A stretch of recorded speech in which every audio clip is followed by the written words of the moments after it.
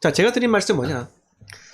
자, 어떤 시점에서 여러분들이 주안점을 두어야 할 포인트가 어떤 것은 브랜드가 될 수 있고요. 어떤 것은 입지가 될 수 있는 겁니다. 아시겠죠? 그러니까 모든 시점에서 무조건 입지만이 답이다. 이건 또 맞지 않는단 말입니다. 맞지 않는다고요. 그래서 이런 시점마다 우리가 보면서 여기가 지금 괜찮은 타이밍이다. 이거를 알려면요. 결국은 시장에 대해서 자세하게 이해하는 것보다는 겉으로 일단은 내가 현재 지금 들어갔을 때 이 전체 아파트에서 순서가 있을 거 아닙니까? 순서를 보고 여기 올랐구나. 그 다음에는 여기가 오르겠구나.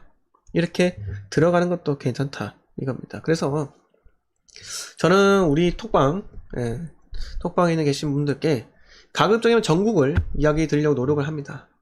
그 이유가 뭐냐면은 일단 대한민국의 부동산 시장은요, 서울, 인천, 광주, 대전, 울산, 부산, 그 대구 등등, 청주, 창원, 여러 가지 도시도 많잖아요. 또 어디 있습니까? 또 유명한데, 이 정도 이야기하고요. 그러니까 각종 수도권들 사이클이 다 달라요. 다 다릅니다. 아시겠죠? 그 사이클이 다 다르기 때문에 조금만 내가 늦지 않겠다라고 마음을 먹고 결단력만 있다면요, 서울 집값 막 올랐다는 2019년에도 충분히 6억 이하로 잡을 수 있었다는 겁니다. 잡을 수 있었다는 거예요. 그리고 서울이 막 강남이 30억 해. 그냥 내 인생에 부동산 없는갑다. 이렇게 생각해서 포기하시는 분들이 너무 많은데요. 그러다가 정부에서 710 대책이었나요? 작년에 공시가 1억이 하는 취득세 중과해서 배제시켜줄게. 이렇게 딱 하니까는 또 공시가 1억 이하들이 규제 지역인데도 불구하고 상승을 하더라. 하지만 규제 지역에는 특히 광역시급 이상에는 공시가 1억 이하라 할지라도 양도세 중과를 받는데, 이 사람들은 어차피 보유는 2년 있다가 해야지 6에서 45% 일반 과세 구간을 받으니까는, 일반 세율 적용받으니까 나는 2년 있다가 이 지역 규제 해제될 거라고 봐. 이렇게 생각하고 들어간다 이겁니다.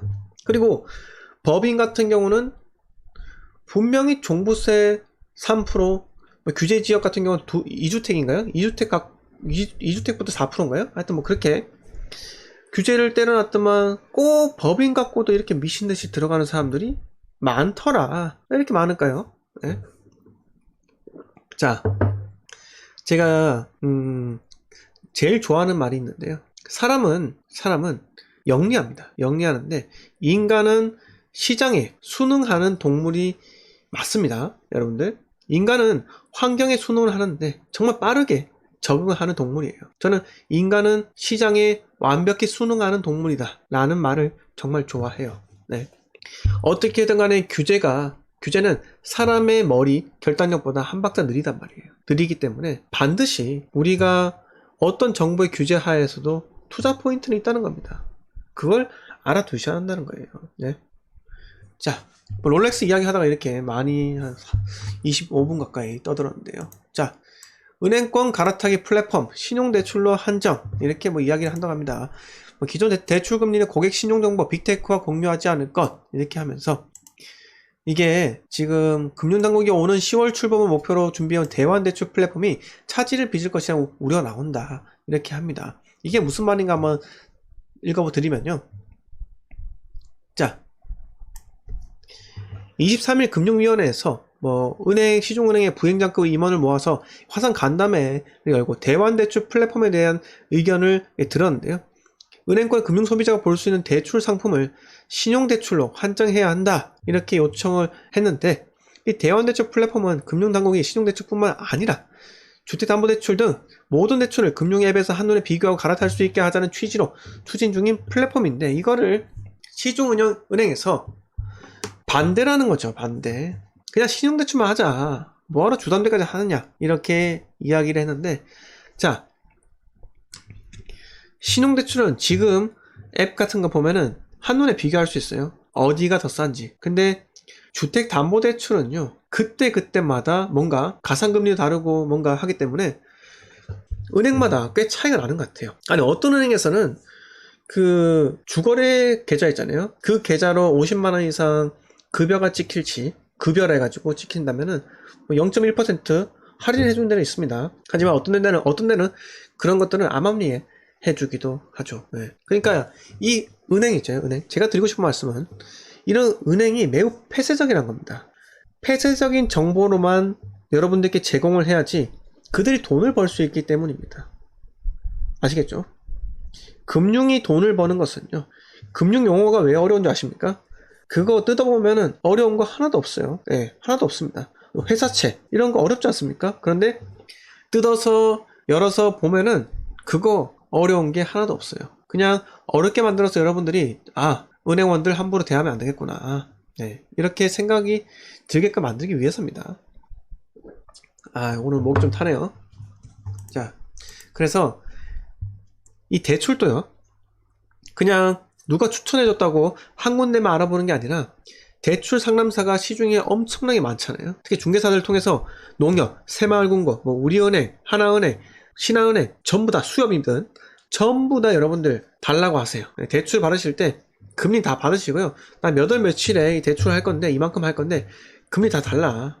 이렇게 해서 비교를 하시란 말입니다. 그냥 한 군데 중개사 소개시켜줬다 해가지고 그냥 그 한 군데만 하지 마시라는 거예요. 아시겠죠? 그러니까 게으르게 하지 마라. 이 말씀 드리기 위해서 이 뉴스를 준비를 했어요. 자, 다음 뉴스입니다. 안전진단 미루는 서울 재건축, 내년 대선 뒤에 보자.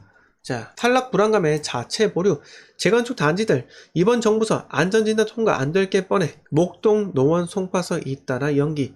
내년 대선 이후 규제 완화 기대.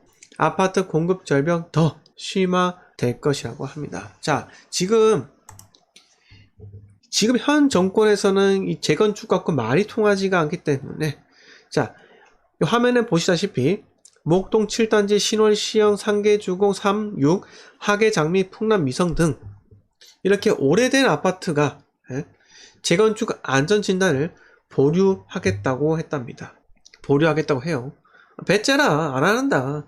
다음 정권, 어차피 정권 바뀔 건데 국토부 장관 다음 정권 사람을 바뀌겠지. 그때 되면 해주겠지. 이 말이 뭐냐, 재건축 안전진단은요 국토부 소임인 거예요. 아시겠죠? 1차 같은 경우는 지자체에서 하지만 2차 같은 경우는 국토부에서 하기 때문에 이게 정치권의 정치권의 알력이 어느 정도 있다는 겁니다. 여당 야당. 이게 일반인들의 서민들의 재산권에도 침해가 된다는 겁니다. 제가 말했죠, 항상. 부동산은 늘 소유자에게 유리한 대로 흘러간다고요. 왜 그럽니까? 당연하죠. 부동산은요, 소유자가 재산 중에서 가장 큰 가치를 가진 그런 재화입니다. 그런데 미쳤다고 나한테 불리한 행동을 하겠냐고요. 절대 그렇지 않습니다. 절대 그렇지 않아요. 그렇기 때문에 이 소유자에게 불리한 행동 그 아무것도 이득이 없습니다. 그렇기 때문에 정부 정책이 제가 늘 말씀드리지만 바뀌어야 돼요. 이제는요. 바뀌어야 됩니다.